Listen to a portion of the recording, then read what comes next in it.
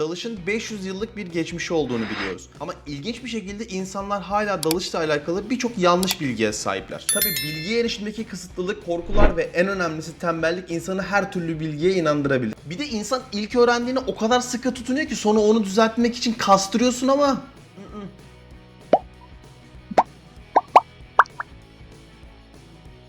Bugün eğitmen olarak en çok duyduğum bu yalanlar deryasındaki 5 dalış mitine birlikte bakacağız. Buyurun geçelim. Başlamadan söyleyeyim, köpek balıklarının kafasını sağa sola doğru yönlendirdiğinizde sizi yemekten vazgeçmez. Yüksek ihtimalle sizi bütün olarak...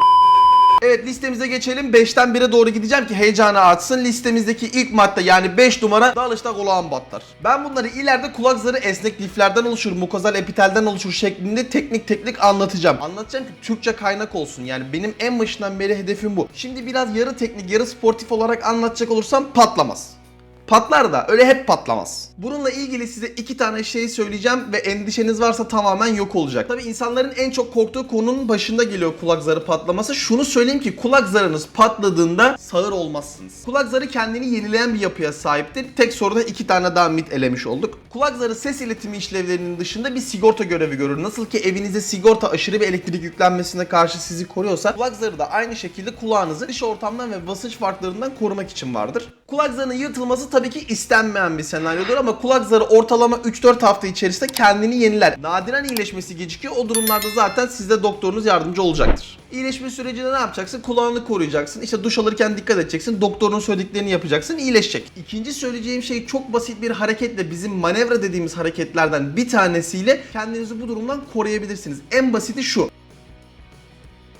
Uçağa bindiğinizde veya araçla seyahatte dağdan geçerken mutlaka kulaklarınız tıkanıyordur. O zaman ne yapıyorsunuz? Burnunuzu kapatıyorsun ve burundan hava vermeye çalışıyorsun. Buradan çıkamayan hava kulaklara doğru gidecek ve oradaki basınç farkını eşitleyecek. Bu gösterdiğim manevralar içerisindeki en meşhuru Valsalva manevrası deniyor. Sen dalış yapacağında eğitim al veya deneme dalış yapıyor ol. Nerede olursan ol, hayatında bir kere bile dalıyor olacak olsan veya ilk defa dalıyor olacak olsan bile bunu size anlatacaklar, merak etmeyin. Bu konu tamamsa 4. maddeye geçiyorum. 4, dalış pahalı bir spordur. Pahalı mağlı değil, saçmalama. Bir takometre takalım, eğer 250 milyonluk gülmezsen kardeşim iade edecek. Ölçülebilir bir şey değil ya, bol kesene atıyorlar. Dalış ülke şartları sebebiyle pahalılaştı ama pahalı bir spor değil, zengin sporu hiç değil. Dalış yapan ünlüler var, onu da ben bilemem.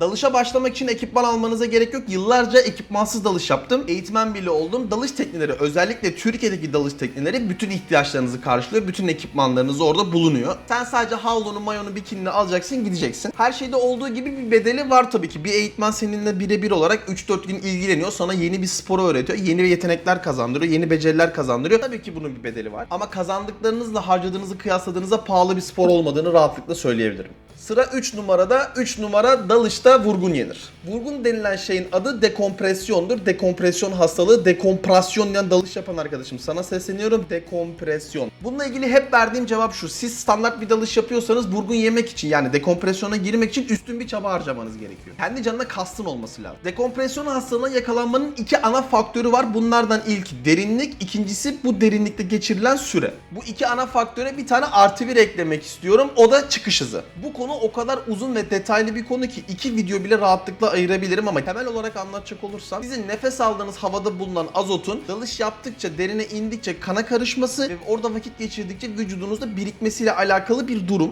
Bunun hesaplamaları yapılmış. Bunlar bir dalış tablosu dediğimiz parametreye dökülmüş. 0 deko limitleri içerisinde dalış yapıyorlar. Yani dekompresyon riskinden uzak dalışlar yapılıyor. Ama o artı bir dediğimiz faktör var ya, hızlı çıkış. O her şeyi bombok edebilir. Dalışı bitirip normal bir hızla yukarı çıktığınızda kana karışan bu azot tekrar baloncuk hale gelecek ve sizin her verdiğiniz nefesle birlikte dışarı atılacaktır. Dalışı bitirip normal bir hızla yukarı çıktığınızda kana karışan azot vücutta her verdiğiniz nefesle beraber atılacak. Ama sen hızlı çıktığında onun atılmasına müsaade etmeyeceksin ve o baloncuklar birikip bir yeri tıkayabilir. Evet, riskli bir durumdan bahsediyorum ama gelişen teknoloji ve modern tıp sayesinde nispeten daha az endişe verici bir olaydan bahsediyorum. Artık basınç odaları var. Basınç odaları sadece dalışla alakalı hastalıklarda değil, farklı hastalıkların tedavisi için de kullanılıyor. Bu odanın içerisine girdiğinizde ortamın basıncı artıyor arttırılıyor. Baktığınız zaman bir dalışın simülasyonu gibi. O odanın içerisinde otururken basınç artıyor ve sen belli bir derinliğe inmiş gibi oluyorsun. Bunun tabi ayarlamalarını doktorlar yapıyorlar. Dekompresyon hastalığının seviyelerine göre bir tedavi programı belirlenir. Belki hiç basınç odasına gitmeden, belki bir kere, belki haftalık seanslar şeklinde gitmeniz gerekir. En nihayetinde bir iyileşme gözlemlenir. Dediğim gibi bu konu uzun. Kanalın yapısı biraz daha oturduğunda teknik konulara daha fazla girmeye başlayacağım. Hatta bu konuyla ilgili uzmanıyla bir röportaj bile düşünüyorum. Geldik 2 numaraya. 2 numaradaki mitimiz: dalış çok tehlikeli bir spordur. Dalış kurallara uyulduğu sürece oldukça güvenli bir spordur. Güvenli zannedilen birçok spordan bile daha az vakaya rastlanır. Ben size dalışı tehlikeli kılan bir sebep söyleyeceğim. O da gereksiz ve aşırı özgüven. Bugüne kadar denk geldiğim dalış hastalıklarının veya dalış kazalarının birçoğu bu gereksiz özgüven yüzünden. Abi sen bana bir şey olmaz deyip otobanda karşıdan karşıya böyle sallana sallana geçersen bir şey olacaktır. Ondan sonra diyecekler ki otobanlar çok tehlikeli. Bütün mesele bu yani. Tabii ki her şeyde risk var. Bugün en kolay olarak addedilen ameliyatlarda ve işte dolguya gidiyorsun. Diyorlar ki hani her şeyde olduğu gibi bunda da bir risk var.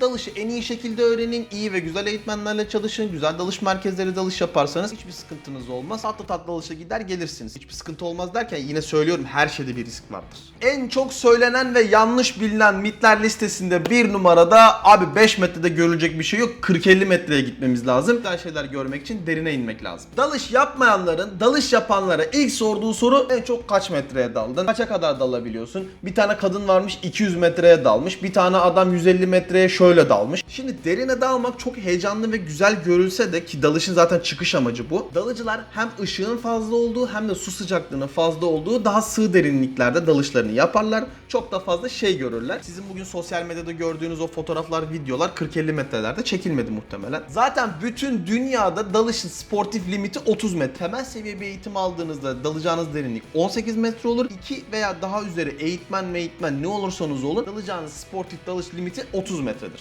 Ki asıl görülecek şeyler de buralarda. Evet, derinler çok ilgi çekici. Bunu kabul ediyorum. Zaten o yüzden insanlar serbest dalış denemeleri yapıyorlar. Yani bu derinliklere. Ya da bu yüzden derin dalış uzmanlık kursları var. 40 metreye dalış yapabilin diye. Ya da 50, 250, 300 metreye dalmak için teknik dalış eğitimleri bu yüzden yapılıyor ama onların dertleri farklı. Dalış yapan arkadaşlarım diyecek ki dalışta havan biter klişesi yok mu? Onu başka bir videoda, şurada görmüş olduğunuz videoda zaten bahsettim. İzlemediyseniz mutlaka izlemenizi, yani şiddetle tavsiye ederim. O da çok eğlenceli bir video. Evet, bir videonun daha sonuna geldik. Neler düşünüyorsunuz? Bu dalış mitleri arttırılabilir mi? Sizin bir korkunuz var mı? Dalış eğitmeniyseniz bile yazmanızı isterim. Hepimiz insanız sonuçta. Sınayın beni demek istiyorum ve hepinize izlediğiniz için çok teşekkür ederim. Kanala abone olmayı düşünebilirsiniz diyerek videoyu kapatıyorum. Görüşürüz.